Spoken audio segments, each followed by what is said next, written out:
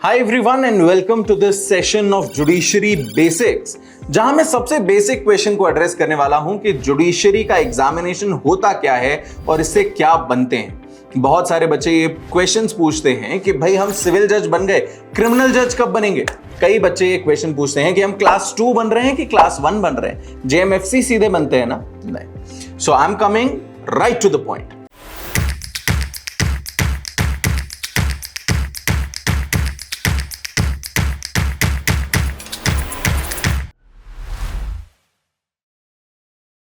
आपको ये तो पता है कि भारत में 3 मेजर विंग्स हैं, 3 मेजर पिलर्स हैं डेमोक्रेसी के, लेजिस्लेचर, जुडिशरी एंड एग्जीक्यूटिव। इसमें से जब हम जुडिशरी की बात करते हैं तो जुडिशरी कुछ हिस्सों में बटा हुआ है। सुप्रीम कोर्ट जो कि भारत में एक है, हाई कोर्ट जो स्टेट्स में है और डिस्ट्रिक्ट कोर्ट जो हर डिस्ट्रिक्ट के लिए अलॉटेड होते हैं।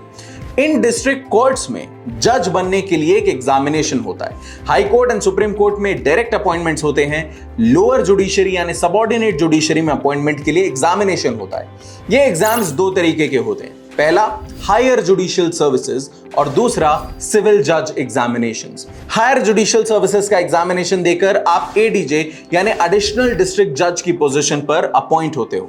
यहां से आपका रास्ता थोड़ा आसान हो जाता है हाई कोर्ट जज बनने का। कारण ये कि जब आप एडीजे की पोस्ट पर अपॉइंट होते हो तो आपकी उम्र 35 होनी चाहिए, आपका एक्सपीरियंस मिनिमम 7 साल का होना चाहिए और अगर आप 35 की एज में एडिशनल डिस्ट्रिक्ट जज बन चुके हैं तो इवन थ्रू प्रमोशंस आप इजीली हाई कोर्ट तक भी पहुंच सकते हैं। On the other hand there is an examination of civil जज कैडेयर। सिविल जज कैडेयर कई स्टेट्स में क्लास 2 मैजिस्ट्रेट से शुरू होता है, कई स्टेट में क्लास 1 मैजिस्ट्रेट से शुरू होता है। जगहों पर रेगुलर कैडेयर भी अलग अलग तरीके से चलता है। इसमें आप क्लास 2 सिविल जज बनते हो और आपके पास क्रिमिनल चार्ज भी हाथ के हाथ थोड़े समय में दिया जाता है। ऐसा नहीं है कि शुरुआत से ही आपके पास हर टाइप का काम है, आप लाइफ इंप्रिजनमेंट तक दे रहे हो, नहीं। ये सजा देने की जो पद्धति है ये आपका क्षेत्राधिकार होता है, जिसके बारे में सीपीसी सीआरपीसी मेंशन करते हैं कि आप कितनी सजा दे सकते हैं या कितने अमाउंट तक के केसेस आप डील कर सकते हैं। बट ये ग्रेजुअली बढ़ता है। In most of the states शुरुआत से ही आपके पास चार्जेस तो दोनों होते हैं पर उसमें क्षेत्राधिकार आपका धीरे धीरे बढ़ता जाता है।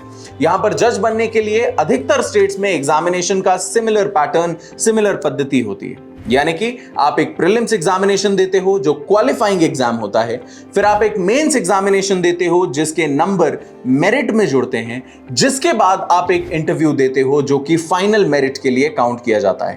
मेंस और इंटरव्यू के मार्क्स मिलाकर एक मेरिट लिस्ट बनती है और नंबर ऑफ वैकेंसीज के अकॉर्डिंग आप जिस नंबर पर आ रहे हो, जिस रैंक पर आ रहे हो, उसके बेसिस पर आपको सिलेक्शन दिया जाता है। सिलेक्शन में आपका मेडिकल एग्जामिनेशन होता है, आपका डॉक्यूमेंट वेरिफिकेशन होता है एंड उसके बाद आपको प्रोबेशन पीरियड पर जज बनाया जाता है। After probation you become a permanent और अ रेगुलर जज, जिसके बाद आपके प्रमोशंस एक रेगुलर तरीके से कंडक्ट किए जाते हैं। आई बिलीव इस छोटे से वीडियो ने आपको पूरी क्लैरिटी दे दी होगी कि जुडिशरी का एग्जामिनेशन होता क्या है।